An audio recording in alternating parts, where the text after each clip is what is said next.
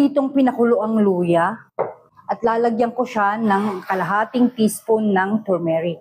Ang kombinasyon daw ng luya at turmeric ay malakas daw makapagpatibay ng ating resistensya at pwedeng makapag-boost ng ating immune system. Makakatulong din kaya ito sa ating blood sugar? Isang basong pinakulo ang luya, lalagyan ko siya ng kalahating teaspoon ng turmeric.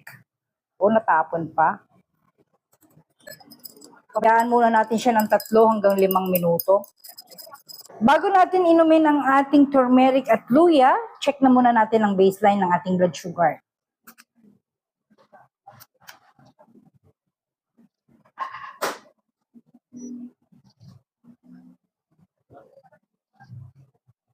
So 124 as of 10:17 a.m. Inumin lang muna natin ito and then babalik tayo after an hour para makita kung anong maitutulong ng luya at turmeric sa ating blood sugar.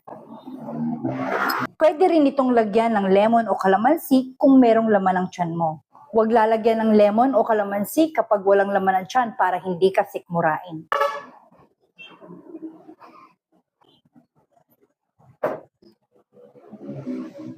Di ko na inumin yung latak. May 1 oras lang lumipas, i-check na natin kung nakatulong ba sa ating blood sugar ang turmeric at ginger. 108 as of 11:28 a.m. Oh, not bad. Maganda rin pala ang kombinasyon ng turmeric at ginger para sa ating blood sugar. Sa madaling salita, ang turmeric at ginger ay isang napakagandang inumin na siyang magpapanatiling balanse ang ating kalusugan. That will be all for my today's journey. See you all tomorrow for my tomorrow's journey. Bye!